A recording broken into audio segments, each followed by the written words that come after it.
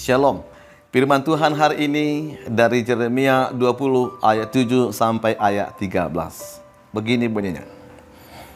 Engkau telah membujuk aku, ya Tuhan, dan aku telah membiarkan diriku dibujuk.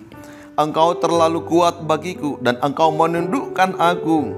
Aku telah menjadi tertawanan sepanjang hari. Semua mereka mengolok-olok aku. Sebab setiap kali aku berbicara, terpaksa aku berteriak, terpaksa berseru, kelaliman, aniaya. Sebab firman Tuhan telah menjadi cela dan cemoohan bagiku sepanjang hari.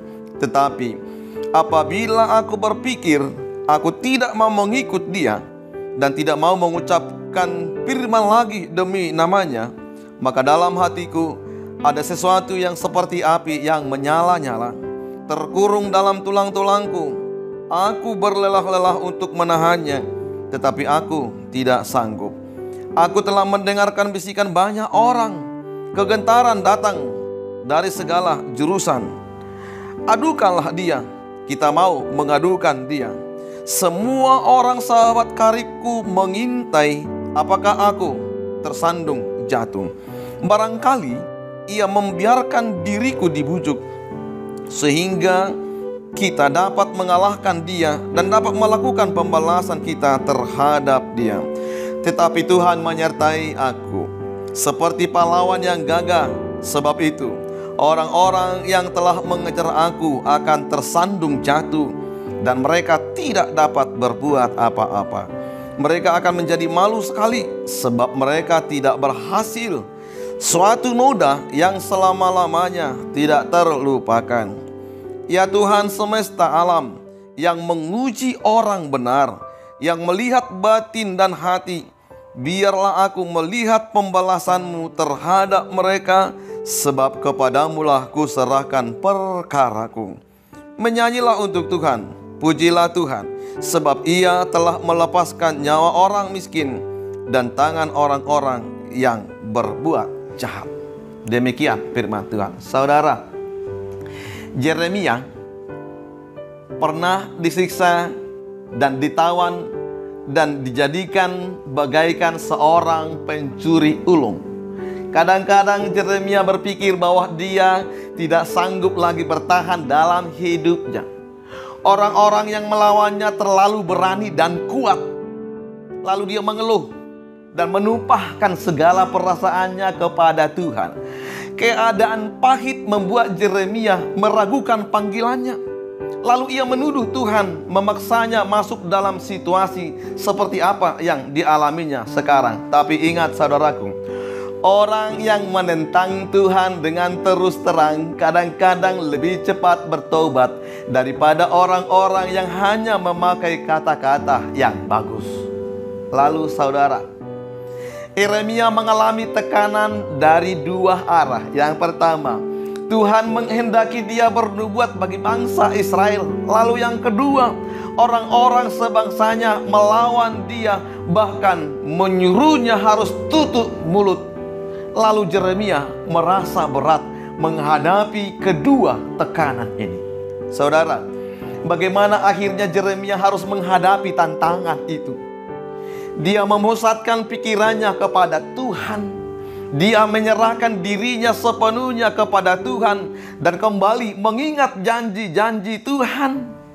Ya Tuhan ternyata tidak membiarkannya sendiri.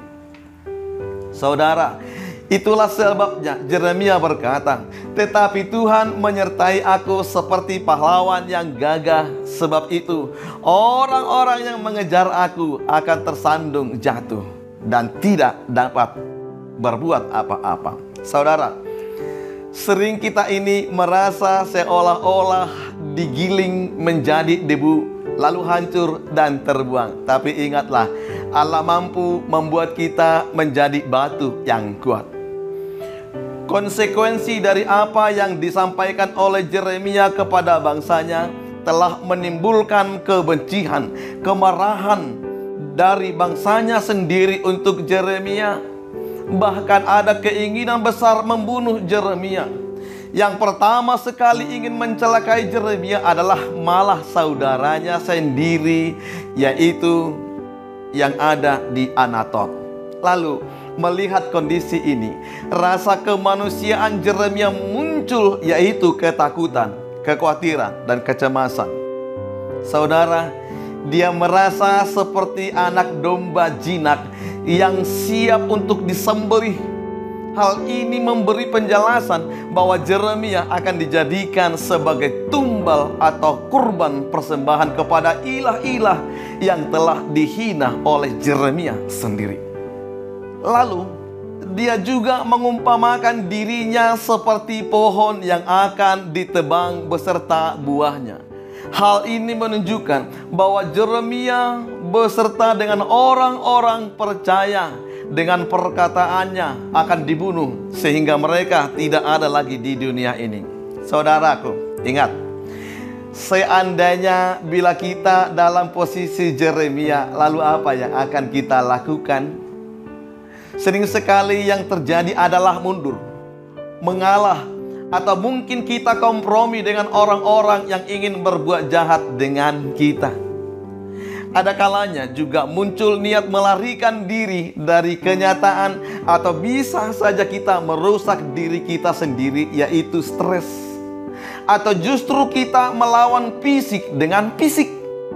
Namun Yeremia dalam posisi yang terjepit, tidak ada jalan lain baginya selain dari mengeluhkannya semuanya hanya kepada Tuhan. Saudara, dilema adalah situasi yang sulit yang mengharuskan orang untuk menentukan pilihan antara dua kemungkinan yang sama-sama tidak menyenangkan dan sama-sama tidak menguntungkan, lalu situasi yang sulit dan membingungkan. Saudaraku, sekarang ini semakin banyak orang mengalami ketertekanan jiwa. Lalu ada orang yang tampaknya gembira di hadapan orang dan bahagia, tetapi sebenarnya di dalam dirinya justru menyimpan dan menyembunyikan ketertekanan jiwanya. Lalu ada orang yang kelihatan hidupnya senang, tetapi sebenarnya penuh dengan penderitaan batin. Lalu ketertekanan jiwa inilah yang disebut dengan depresi. Benar, sangat wajar dan mungkin logis untuk kita mengeluh seperti yang Yeremia, terutama apabila kita berada dalam situasi tekanan dan situasi yang sangat menyusahkan hidup kita. Ayo, sebagai manusia, kita memiliki refleksi emosi dan mental yang tidak sama atau satu dengan yang lain. Kita akan mengeluh, kita akan rasa putus asa, kita kecewa, kita geram, dan melarikan diri dalam keadaan sukar yang kita hadapi. Saudaraku, lalu hari ini firman Tuhan, di dalam kehidupan sehari-hari kita semua diperhadapkan dengan satu dilema antara menyuarakan kebenaran atau tidak.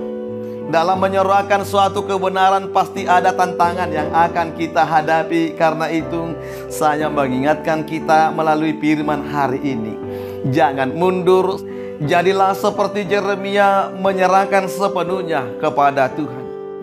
Keyakinan dan kepercayaan kita kepada Tuhan akan membantu diri kita sendiri bahwa Tuhan akan setia kepada janjinya untuk menyertai kita.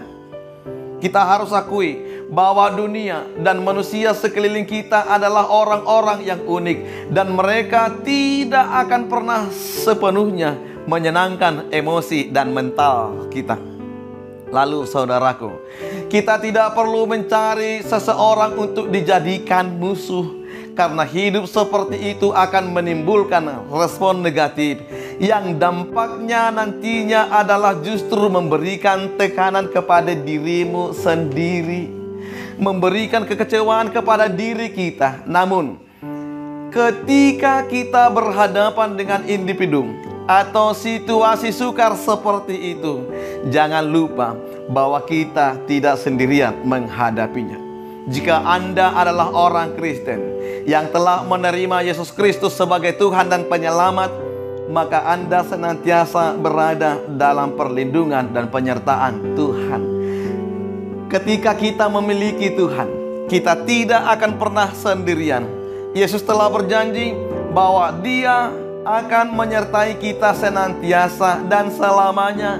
Jangan pernah meninggalkan Tuhan meskipun kita berada dalam tekanan hidup. Saudaraku, dunia ini mungkin menawarkan 1000 alasan untuk meratap dan putus asa. Tetapi orang percaya memiliki satu alasan bergirang dan bersuka cita. Dan satu alasan ini jauh lebih kuat dari 1000 alasan duniawi, yaitu Allah tetap bekerja memegang kendali hidupmu.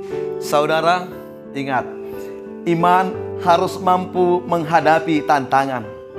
Sering sekali rintangan yang tampak datang memiliki frekuensi dan keganasan yang besar saat dunia ini berputar menuju penghakiman. Tetapi ingat, tidak ada gunanya bagi siapapun hanya berjalan-jalan dengan senyum bodoh di wajah kita, lalu kita berpura-pura bahwa tantangan ini tidak ada. Karena terkadang iman yang dangkal dan akan cepat layu di hadapan depresi dan kecemasan dan pencobaan. Ingat, nantikan masa depanmu. Bertahanlah menunggu janjinya, lalu arahkan matamu ke langit. Dengarkanlah Tuhan menumbuhkan harapan untuk masa depanmu. Karena itu saudaraku, Anda punya masa depan di hadapan Tuhan Yesus Kristus. Karena itu tetaplah kuat. Shalom.